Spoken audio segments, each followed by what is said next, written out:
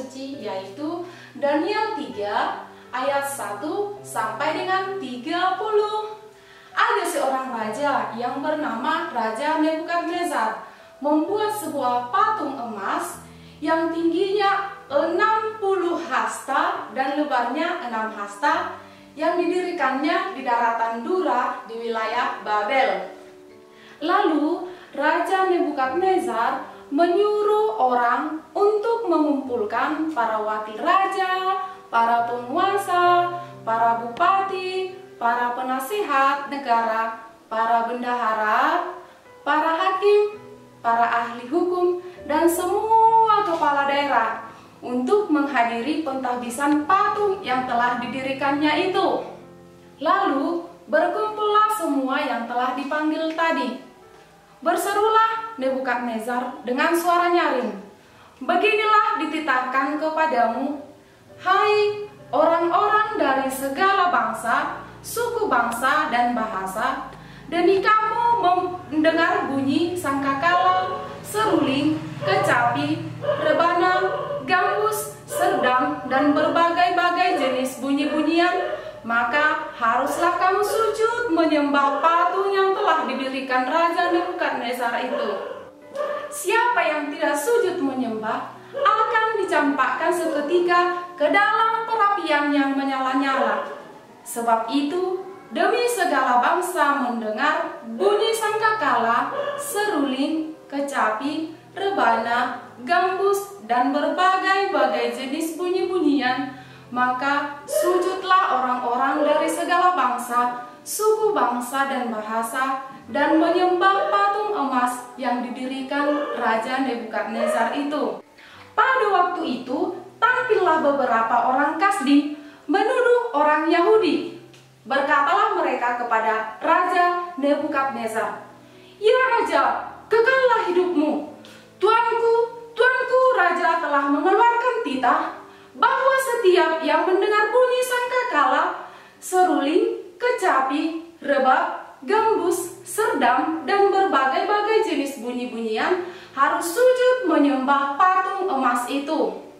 Dan bahwa siapa yang tidak sujud menyembah akan dicampakkan ke dalam perapi api yang menyala-nyala." Ada beberapa orang Yahudi yang berkata, "Mereka telah Tuanku berikan perintah atas wilayah Babel, yakni Sadrak, Mesak, dan Abednego. Orang-orang ini tidak mengindahkan titah Tuanku ya Raja.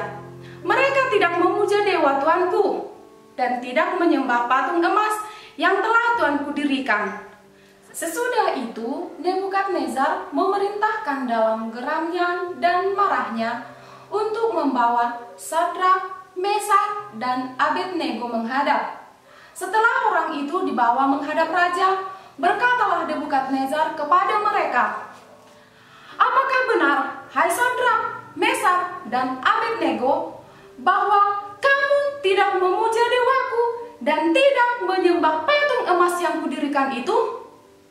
Sekarang, jika kamu tidak bersedia, demi kamu mendengar bunyi sangkakala, seruling, kecapi, rebab, gambus, serdam, dan berbagai-bagai jenis bunyi-bunyian, sujudlah menyembah patung yang kubuat itu. Tetapi, jika kamu tidak menyembah, kamu tidak akan dicampakkan seketika juga ke dalam perapian yang menyala-nyala.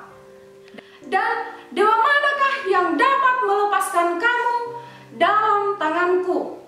Lalu Sadrak, Mesak, dan Abednego menjawab Raja Nebukadnezar, "Tidak ada gunanya kami memberi jawab kepada Tuanku dalam hal ini. Jika Allah kami yang kami puja sanggup melepaskan kami, maka Ia akan melepaskan kami dari perapian yang menyala-nyala itu dan dari dalam tanganmu, ya Raja.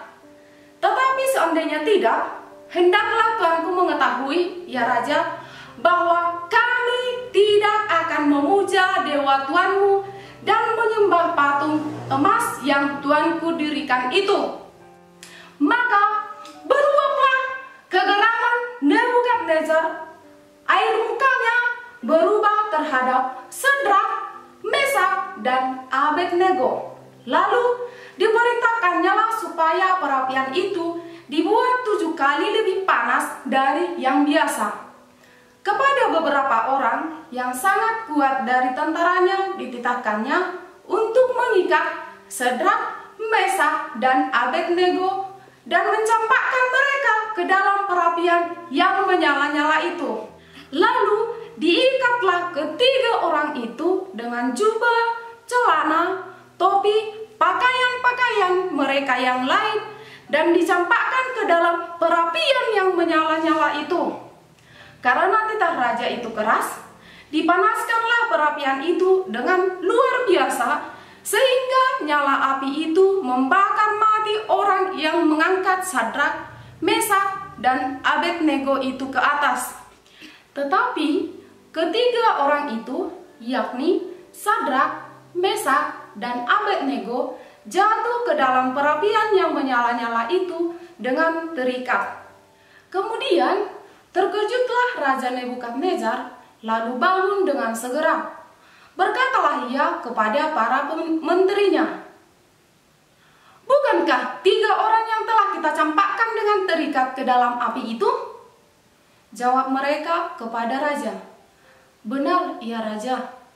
Katanya, "Tetapi apa 4 orang kulihat berjalan-jalan dengan bebas di tengah-tengah api itu?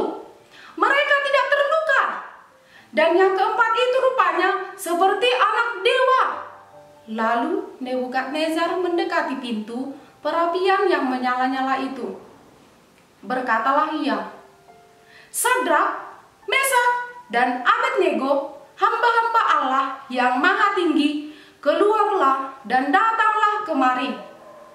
Lalu keluarlah Sadrak, Mesak, dan Abednego dari api itu. Dan para wakil raja, para penguasa, para bupati, para menteri, raja datang berkumpul. Mereka melihat bahwa tubuh orang itu tidak mampan oleh api itu, bahwa rambut di kepala mereka tidak hangus, jubah mereka tidak berubah apa-apa, bahkan bau karang pun tidak ada pada mereka. Kemudian berkatalah Raja Nebukadnezar, "Terpujilah Allah Sadrak, Mesak, dan Abednego. Ia telah mengutus malaikatnya dan melepaskan hamba-hambanya yang telah menaruh kepercayaan kepadanya dan melanggar titah raja dan menyerahkan tubuh mereka karena mereka tidak mau memuja dan menyembah Allah manapun kecuali Allah mereka. Sebab itu, aku mengeluarkan perintah bahwa setiap orang dari bangsa, suku, bahasa manapun yang mengucapkan penghinaan terhadap Allah Sadrak, Mesak, dan Abednego akan dipenggal-penggal dan rumahnya akan dirobohkan menjadi timbunan puing. Karena tidak ada Allah lain yang dapat melepaskan secara demikian itu." Lalu raja memberikan kedudukan tinggi kepada Sadrak, Mesak, dan Abednego di wilayah Babel.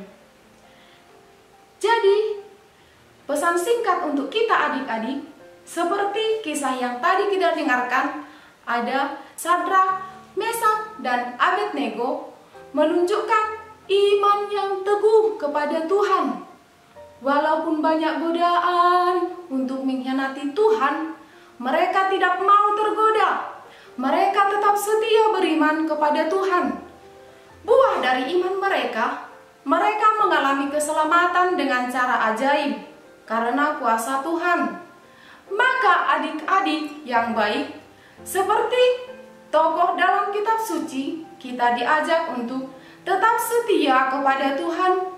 Kita harus rajin ke gereja, membaca kitab suci, berdoa, membantu orang tua, membantu sesama, dan perbuatan-perbuatan baik lainnya. Semoga dengan itu iman kita semakin bertumbuh kepada Tuhan melalui perbuatan, tindakan, dan tingkah laku kita sehari-hari. Akhirnya, saya Miss Floria Simbolon dari Paroki Santo Fransiskus Assisi Palipi mengucapkan banyak terima kasih. Sekian, bye-bye.